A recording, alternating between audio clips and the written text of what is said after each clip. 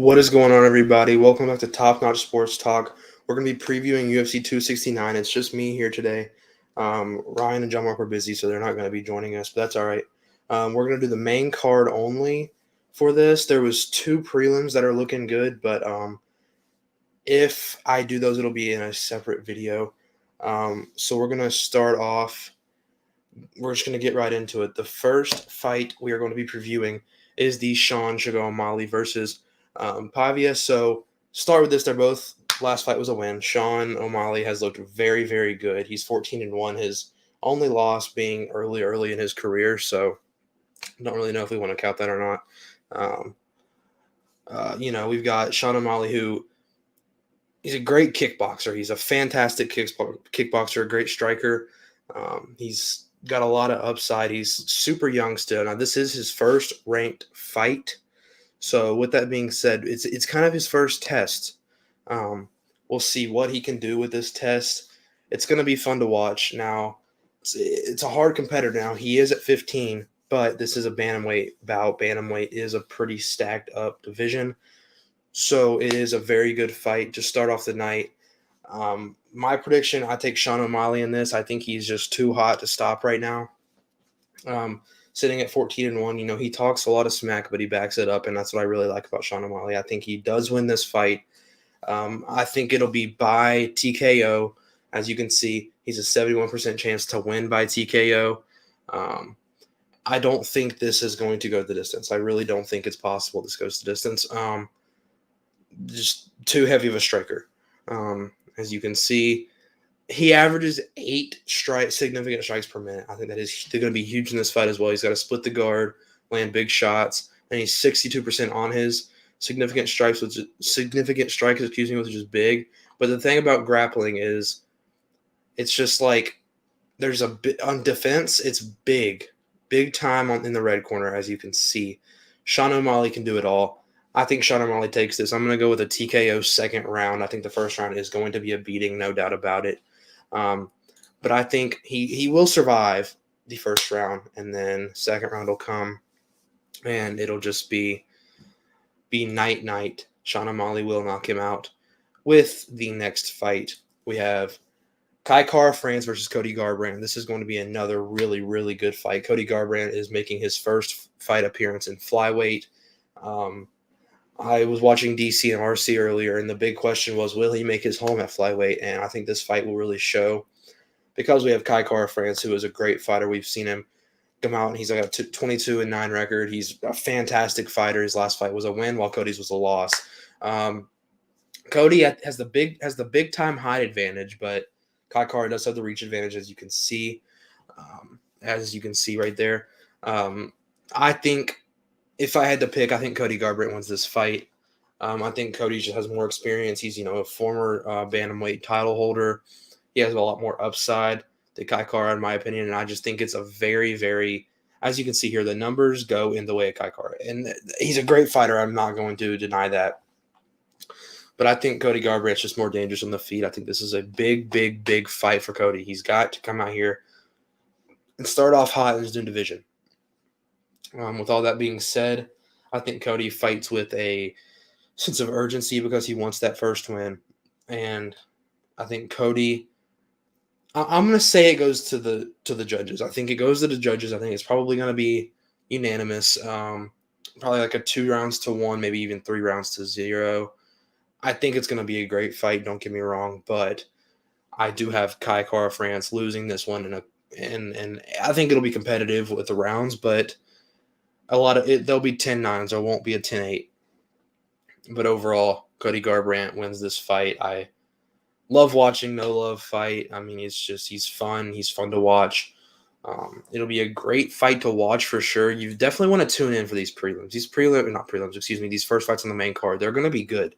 None of these fights, that's why this card is looking so good, is because all the fights are going to be straight bangers. You don't have any where are going to be super on the ground, and I don't know, maybe if that's what you're into, then this isn't the fight night for you. But I personally like to watch striking better than anything. So the next fight here, we have Jeff Neal versus Santiago Ponzinibbio. Jeff Neal is coming off he's got a 2-fight loss streak, which you don't really see from him very often. He's a great fighter. He's got hands of steel, as you can see, is his nickname up there. We have Santiago Ponzinibbio, who is another fantastic fighter who is coming off a win. I've heard a lot of people say this is a very, very close fight, and if I'm honest, I disagree. I don't think it is a close fight. I think the matchup advantage does go to Jeff Neal. I think obviously he's got the bigger reach, both in arms and legs, and this is going to be a striking match. There's no doubt about that. I've heard also people say Ponzinibbio is going to destroy Neal, and I don't think that's going to happen. I don't think that's even possible. This fight will not be a complete massacre, and that is guaranteed. Jeff Neal is going to be a great opponent. I think it really works in his advantage in this fight. So with all of that being said, you can probably guess I'm leaning towards Jeff Neal in this fight. I think he'll probably knock him out. I mean, he's got the great kicks. If not, I think it'll go to decision. Obviously, it'll go to decision, and I think Jeff Neal wins either way. I haven't actually looked at this. Let's see what people think. Jeff Neal win by KO, TKO, which I completely agree with. The SIG strikes are in Santiago's advantage. However, the percentage is in Jeff Neal's advantage. I think that's a big thing. The body kicks are going to be open for Jeff Neal. He needs to do that in the first round, tire him out, and then completely pounce after the fact. Defense is also very good. The defense is very good on both of these guys. So, I mean, if you really want to have some fun with it, look at these grappling numbers. You can see that we are going to have a stand-up fight. No doubt about that. I would be surprised if we see many clinches outside of the third round if it goes 3 rounds. I don't think it will, but if it does, we will not see many clinch situations. Now, with that being said, we're going to move on to the co-main event where we have the GOAT, more than likely, in my opinion, the GOAT, Amanda Nunes, fighting number 3 ranked Juliana Pena. Juliana Pena is a big-time underdog in this fight. Last time I checked, it was plus 650, I believe. So, I mean, and when you're fighting Amanda Nunes, you can't expect to be the favorite. Now, she has been talking a lot of smack. Now, I don't know if you take that into consideration when you pick these fights. I know I certainly do. But the fact that she's fighting Amanda Nunes and she's talking all this smack after she's got a win in the last fight, but she lost 2 in a row before this. So I do not see this in her advantage at all. I don't know why she's talking the smack to Amanda Nunes. Amanda Nunes is the GOAT, is the undisputed GOAT in women's fighting. She 21-4 record, the only women's double champ, I believe. Good stat, check me on that. But Amanda Nunes is the taller fighter. They both have the same reach. Amanda has the advantage in leg reach. I think Amanda Nunes will knock her out. I would be surprised if this goes anywhere outside of the first round. It's Amanda Nunes. You can never doubt Amanda Nunes. I'm going to ride Amanda Nunes until she loses, and I'm going to stick with my pick there. I mean, obviously we can see people think that Amanda Nunes is going to win. You know what I mean, by KO. And Bleacher Report, all their analysts have said Amanda Nunes a first round KO. I agree. I think she's going to hit her with a bunch of 3-strike combinations. That right hand's going to come through the guard early and often, and I think Juliana Pena is just going to have enough of it, and it's just going to be over for her. I wouldn't be surprised if it's a 1-strike KO. I wouldn't be surprised if she's hit and she's just done, because that's how much power Amanda Nunes has in those hands. The right hand specifically is super dangerous. Amanda Nunes, her right hand is deadly. Obviously, look at her record. Look at what she's done in the past. So I think Amanda Nunes keeps her title. She's just so good, and I don't think there's anybody in UFC at all that will be able to beat Amanda Nunes. I don't care if you're talking about men's, women's. That's obviously a lie. I would take Francis Ngannou over Amanda Nunes, but as far as women's goes, nobody is going to compete. She's beat Valentina Shevchenko, who people say is one of the most dominant women's fighter. She's beat her twice. She's beat, she's going to beat Juliana Pena, in my opinion. So she's super dominant. I don't think she's going anywhere. I think she's going to be the champ for a long time, as she already has been. She's pushing on 34 years old, and she still looks like she's 27. So Amanda Nunes, by knockout, first round, double champ, will hold the belts for a little longer. We'll see what happens. We'll see who her next fight is. I'm excited to see who her next fight is, actually, because this sets a lot of stuff up. Maybe we see a Holly Holm rematch. That'll be fun to watch for. We got to watch that situation because I really couldn't tell you what's going to happen there. We can go to the comments. We got a comment. We got John Mark there. What's going on? Thanks for watching. Hopefully you're learning a little bit because I want you on here with me next time. Moving on now to our main event. We have champ Charles "Do Bronx" Oliveira versus Dustin the Diamond Poirier, the number 1 ranked lightweight in the world. Charles Oliveira coming off a win against Michael Chandler. He got 10-8'd in the first round of that fight. Michael Chandler was destroying him. He had a knockdown, and I personally think Charles Oliveira was done. I think it was a TKO. I think he had him beat. But Oliveira just, I don't know. He just found that one shot. He hit him with the left in the second round after getting 10-8'd, which was super surprising to me. I think, Charles Oliveira showed that no matter what he goes through, he's going to keep fighting. He's going to stay strong through it. And that's what he did. He showed us that in his last fight against Michael Chandler. The matchup was obviously in his advantage, but he did that. And one thing I want to point out is Ryan Clark said this. Ryan Clark said that Michael Chandler was knocked out in one punch by Charles Oliveira. However, he just fought Justin Gaethje a couple weeks back and took so many hard punches from Justin Gaethje. So with that being said, is Charles Oliveira more powerful? Does he have more power in his hands than Justin Gaethje? I don't know. We'll find that out. But I think it's cool to look at because Michael Chandler took a bunch of significant strikes from Justin Gaethje, who is going to fight for the title next. He is next in line. I would love to see him fight Dustin Poirier. I would love to see him fight Charles Oliveira. I don't care what happens there. It's going to be fun to watch. But Charles Oliveira, people always say he's a submission specialist. He can't do anything else. He's a submission specialist. Here, this and that. And he put Michael Chandler out with one punch.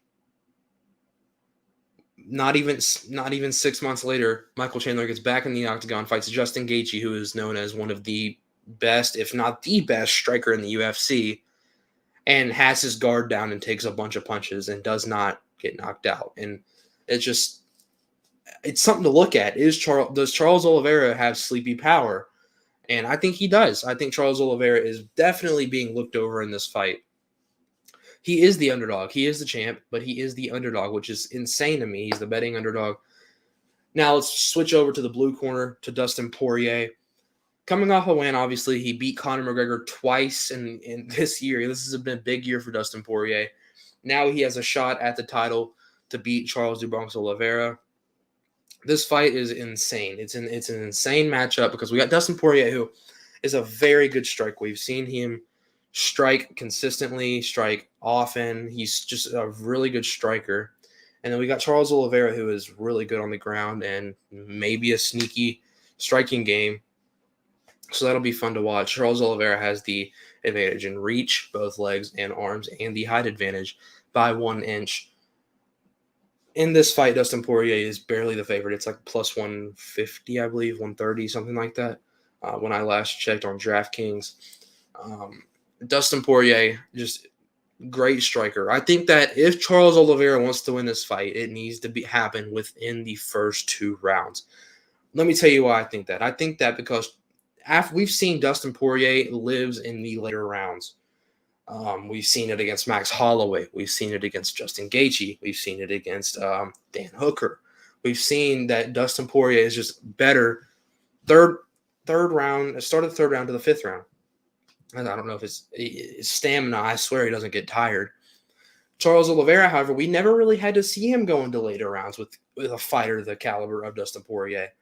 He knocked out Michael Chandler in the second round after getting absolutely annihilated in the first round. I think that's something we really need to look at. We're sleeping over that fight. I encourage you to go watch that fight over, the Michael Chandler versus Charles Oliveira fight, and just see what he took in that first round. I mean, he took a slam that caused a cut right by the eye. He was bleeding all over his face. He got knocked down and his head literally beat in on the ground. Comes out in the second round and knocks him out within 15 seconds. And I think that's something to look at. Charles Oliveira does have heart. We saw it last fight. But Dustin Poirier, I think he has more. I think he has more of that. I think he has better stamina. He has really good takedown defense, and I think that's going to be big in this fight. With all of that being said, I think Dustin Poirier beats Charles do Bronx Oliveira by a 4th round TKO. I think it's going to be a great fight. Don't sleep on Charles Oliveira, though. It's going to be a good fight. It's not going to be a complete blowout. I think Oliveira might get him to the ground, but I think Poirier has so much grit and determination to win this belt.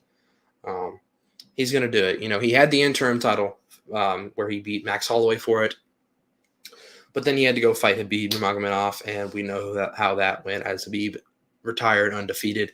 That was a bad matchup for Poirier. This one, however, I don't think it is. Oliveira, we've also seen Oliveira like to fight. He doesn't try to fight his way. He'll fight however the opponent fights. We saw that in the Michael Chandler fight. And he was the better fighter in the Michael Chandler fight. However, you can't do that with Dustin Poirier. You've got to fight your fight. You cannot let him get inside your pocket and just wear your face out, because that is exactly what he is going to do. I think Charles Oliveira will let him do that. I think Oliveira, like I said, will get TKO. I think we hear and new on Saturday night.